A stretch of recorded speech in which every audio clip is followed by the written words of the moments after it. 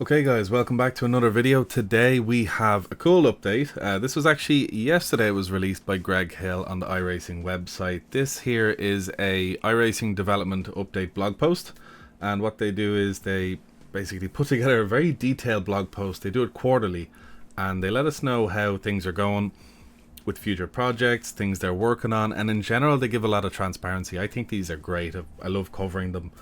And they really give you something to look forward to, but they also give you confidence, letting you know that something isn't being left to rot and it's constantly being expanded on. So really cool. Like always, this is kind of like a highlights video, just letting you know the bits I find interesting and maybe have a bit of a discussion down below. But if you do want to read any of the full version, link is down below, the blog post.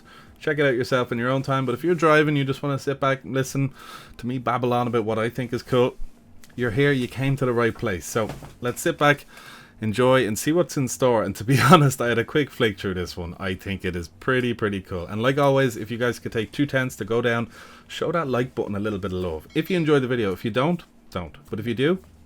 So yeah, love you. Now, let's get to it. So let's get to our gut and skim. So in general, in the first intro, they mentioned that they have been enjoying, and they hope that by doing these Devblog posts, that they are giving the community more insight, they're giving more kind of transparency into what's going on with the project, because as the simulator is a subscription-based model, you do expect continuous development, similar to if a game is released in alpha and you pay money before the full game comes out. That's where you see developers doing a lot of Devblog posts like this before. I used to play a game called Daisy a long time ago. It was based off Arma. Great game, but took a long time to make, so there was a lot of, it was a very complex game all at the same time, but they did the exact same thing. They had these kind of transparency posts letting you know what was coming, what wasn't, and it is a bit of an art form knowing when to show someone something, because you got to know it's almost ready, because if you show someone something and then you can't deliver, that's a problem. So the fact that they constantly show really cool stuff but then they actually deliver, it's really cool. So big fan of that. So moving on down to personnel, they say at iRacing, you know, they describe themselves as a world-leading racing simulation and racing platform. Yeah, racing simulation and racing platform, and they continue to welcome phenomenal developers with expertise ranging across all systems and groups. They list off a lot of areas that they work in, and then they mention that they can't mention everyone that they have invited to work at iRacing who've asked to join. We don't know what the arrangement is, but they do mention regarding multiplayer and networking, AI, software engineering, and graphics. They do have some what they consider big names and some pretty well experienced people, and some people who can genuinely add value, add it fast. And by the sounds of it, it does sound like kind of team leader people. Like in relation to multiplayer and networking, they have hired someone from a competitor who was the principal lead in relation to multiplayer and networking. And in graphics, they quote, "No, I won't name drop, but I can say he's the director of graphics at one of the two big game industry graphics engine companies, and his research in graphics has become the industry standard in all of gaming in the past decade." iRacing's making moves when it's coming to people. That's all you need to know. So moving on to Season 4 content, they're talking about new maps and all. Here's some cool images they have of kind of renders that they've put together. This is Cadwell Park. Looks like a really spicy old kind of low-speed track, similar to like Virginia Raceway or something like that. But they do mention that they have been using a new art feature called Broad Maps, where they use drones to apply images from above and then kind of mesh it in with the details that they already have. So it's probably going to give more detail while also making things easier to make, so that's always really cool. So Cadwell Park is coming, that's deadly. Regarding Circuit du Spa-Francorchamps, they have done a lot of work. They've remodeled all the driving surfaces, they've made changes from La Source through Eau Rouge and Radion and other places too. All drivable surfaces have been remodeled and the art has been rebuilt from scratch, as well as any new structures or buildings. Where appropriate, existing objects from the original have been rebuilt or upgraded to PBR. So they've done a lot of work on Spa. They have mentioned though that the odds of it coming, just to set expectations, in Season 4 are 50-50. So their team is working with the urgency needed to meet this goal, but ultimately they'll see where they are in a few weeks. They have been working on this for quite a while. There are some cool screenshots of it, but that's really cool. Spa has needed an update, and in general you won't have to purchase it. If you already have Spa, you get to keep it. If you don't have Spa, you get to buy it, and you also get the historic version, so there won't be kind of a two purchase thing going on here. Regarding new cars coming in Season 4, they have said that they're actually looking to add a 4th and 5th car, but they have 3 cars they can talk about at the moment. They have the BMW M4 GT4 Evo, This is going to replace the F82 variant that they have with the newer G82. They said it is a physically different car, handles different as well, and they're really looking forward to get this in. Something they did want to say about this car is that when it is released, it won't have one-to-one. It won't be one-to-one visually equal with the Evo that you see in real life, because they are waiting on headlights to arrive. They say it like it's a real thing, but I'm sure there's a good reason for it. Generally, it's the actual build of it, but we just trust in them. So we're going to get two versions. One's going to come out, and then afterwards we're going to get new headlights. So Chris Fix, they're going to Chris Fix it. That's really, really cool. If you've bought the car in the last year, you'll be given some credits. And if you haven't, you'll have to buy it. It is a completely new car. It will be replacing the BMW M4 everywhere, but they do say that they are going to keep the old M4, the F82 model, in some series, as it is still a great car to drive, and that it definitely is. So really, really cool stuff there. And the render. The render looks great. So next up is the 720S. We all saw this image released on Instagram. It got jinked around, and if you didn't see it, don't know who you're following, or if you're not on Instagram, fair enough, social media can be quite boring in anyway, but when stuff comes like this, that's why you need to be on Instagram. So they have done collaborations with McLaren, and they also go on to mention that this car was homologated for the 23 season and will be here for years to come. So definitely worth having, and again, looks absolutely stunning. All these airspeed measurements and the radio things are really, really cool to see. They have also added a new mini stock car, which is really cool. Check it out. Here it is. I don't do much stock racing, so I am going to skimp by this, but here it is. It's all down the link below if you want to check it out. Looks excellent. They have some pretty cool specs in it, and it will be coming in permanent road and dirt variants, so that is excellent. But now moving on to something I find very interesting now is, in addition to the great content, the Season 4 release will include a plethora, love that word, of improvements and bug fixes, which are too numerous to review here. That said, a few notable items include the following. So one of them is spotty rain. The iRacing weather system is going to see a new addition, which basically isn't like when you can start weather or stop weather. You can have a setting called spotty rain, where rain, instead of rain coming, rain might come. So adding a bit more variation and a bit more kind of dynamics to the situation of their rain weather system. We always knew that that was going to get built and built and built on. Here's one example of it. So that's really cool. They say in real life, these sort of conditions are referred to as spotty, and that's what we're going to go for in the sim as well. Spotty rain. So really cool. Additional rain tyres are added for the following cars: TCR class, the Renault Clio, and the Ford F4 500. Qualifying visibility. Here's a cool one. They're going to make it so you can actually see cars qualifying on the track. They're not going to make it a secret before. This way it's going to prevent people doing any kind of, as they say, qualifying hijinks, up to some funny business in qualifying to try and gain some time. And it will be immediately apparent to all, but also it makes it so other people can see what people are doing. If you were beaten by someone, you can check out how they did it. You know, it makes it more public, because the way iRacing do qualifying is it's a very private affair. You know, they do them all at the same time. That way they can get through it quickly. That way you can all get racing quick. But the downside is you can't really watch other people, and it doesn't really take that into spectator mode because you weren't there technically. So they're going to include that. Really cool. They've done dirt enhancements, and they've enhanced multi-manufacturer and multi-class splitting algorithm.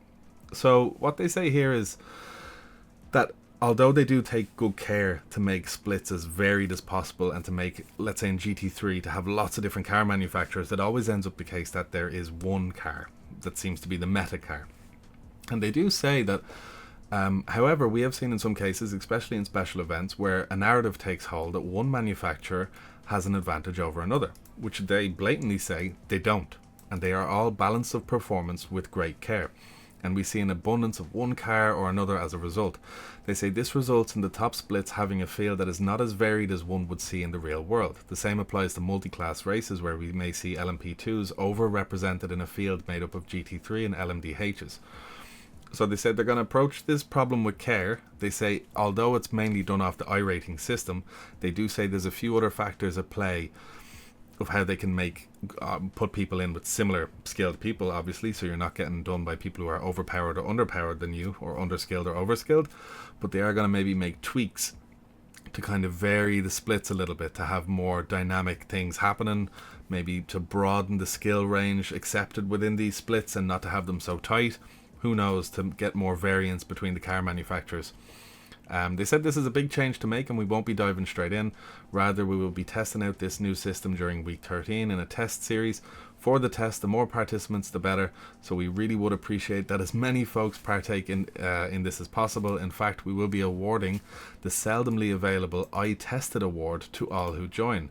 We'll then have a great deal of data and information to work with if needed to refine the algorithm further. So week 13, iRacing needs you.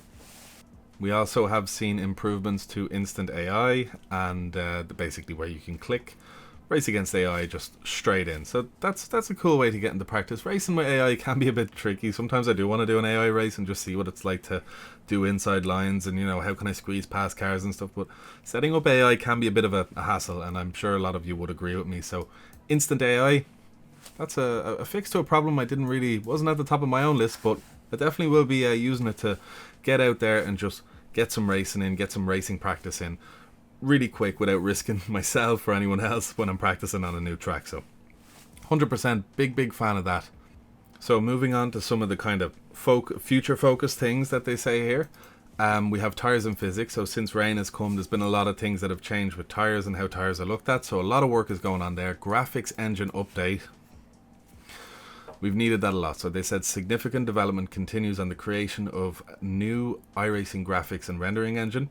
The DX12 prototype I mentioned last time is now loading tracks, cars and textures.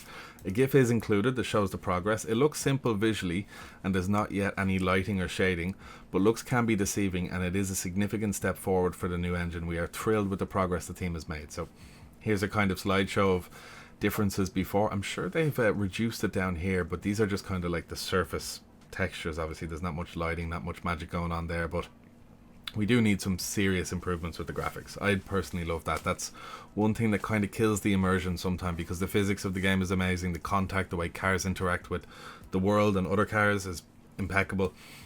Just visually how the game looks would be incredible, while also keeping it efficient for people who don't have very powerful PCs. So catering to both spectrums there. So they are working on the UI. There's going to be some track upgrades for things that have been on the service already. And here's a cool image. iRacing scan team arrives at the bend. Got a smiley guy down here. So this is a track. I've never heard of it before, but looks pretty cool. I did look it up.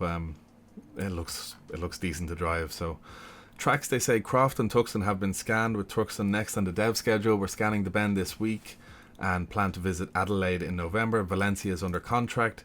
And they have been trying to get in traction with Circuit Assen, but they've been having trouble getting a response. So I guess if any of you guys know anyone at Circuit Assen, let them know iRacing has been looking for them.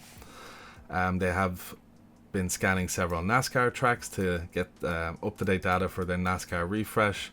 Hussett Speedway is underway and will debut both in iRacing and World of Outlaws Dirt Racing 24, and dirt road content is being actively developed. Under cars here, they say multiple new GT3 cars are in planning and development. New supercars have barely missed the S4 build. They need a bit more to do there. They're going to overhaul the Legends cars. Oval Series will see some great additions, so that's really cool. Gen 4 cars release. At long last, we are revisiting the ARCA series. We are lining up scans for new dirt road cars, and it's still too early to discuss some of the vehicles hinted at in previous updates. But no, there are some really cool projects in the works for the future. No puns or hints this time. Is there a pun or hint? I don't know. It says no puns or hints, but I don't know. There's been kind of like some little ongoing joke here the whole time. Maybe they're just being clear. No puns or hints. Okay, great. That's that sorted. But yeah. One last thing before we wrap up. They say a few more quick tidbits before we finish this update off. They say they have been working with generative AI and machine learning to kind of explore how that can aid their development and their progress with iRacing. They have said that it's been a while since the Oval Refresh Phase 2 has been mentioned. This project is still in the works, but it won't be released until they're confident it has some meaningful progress that they can show. So they'll get back to you when they've read it more to share. And I'll read this out in full. They say, I know we've put out a message surrounding DDoS attacks that were experienced several weeks back, but I do want to touch on this briefly. We're really sorry that this impacted you all, and it's a shame that some are willing to let their individual gripes affect the ability of thousands of strangers to enjoy their well-deserved free time. Pretty well put, making the hackers feel bad. While it's hard to find a silver lining in circumstances such as these, I can say that will ultimately result in efforts to improve and increase the resilience of our product and infrastructure. I can't thank our operations and support teams enough, who experienced the brunt of these attacks most directly and spent what should have been their well-deserved summer holidays pulling all-nighters instead of spending quality time with their families, one of whom worked from his laptop on the floor of a hotel bathroom to avoid waking his family. Fucking hackers. That's bad out, that is. Operations are often an invisible group, and folks don't realise the sheer importance of what they do until the stuff hits the fan. We are fortunate to have such an outstanding experience and dedicated group. Thank you. One of the devs had to work from the bathroom floor of his hotel room. Could you imagine that? Huh? Being like sitting on the toilet, being like, fuck this shit. Gotta get down into prone to deal with this. Damn it.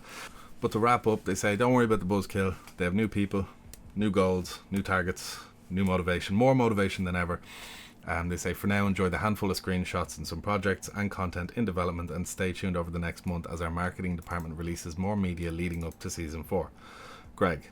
So, let's have a look at some cool screenshots. Look at this. This is epic. What's real and what's not? I'm going to assume that this is kind of the scanned photograph.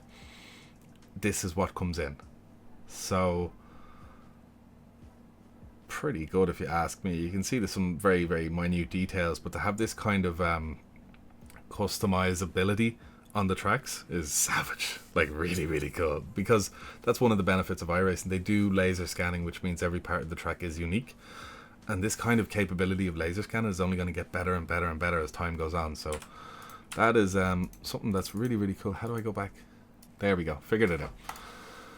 Curbs, really, really cool. This is a scanned mesh, final mesh tiling section. Like, look at all each one completely different. It's not like copy and paste and then use it over every single track in the simulator. It's like, I like this kind of uniqueness. Different corners feel different. Everything feels, nothing's the same. And that's one thing we like about iRacing an awful lot.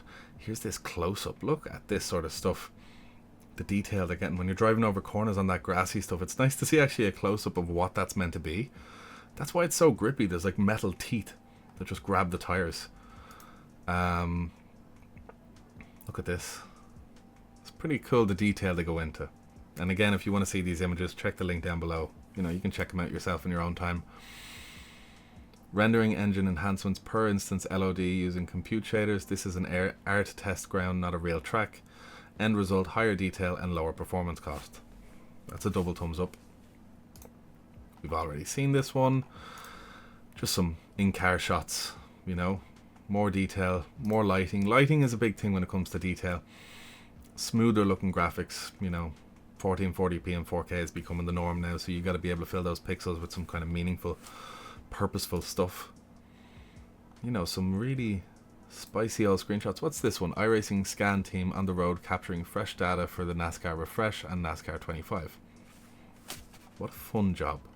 I'd like that job an awful lot. Here's the M4, the G82 model, and the McLaren 720S. Tire advancement research and development. I'm not going to pretend I know what these pictures mean. I'm assuming this is a tire actually leaning and the rubber flexing with it. Here's a contact patch, and these two, let me know down below what you think they are.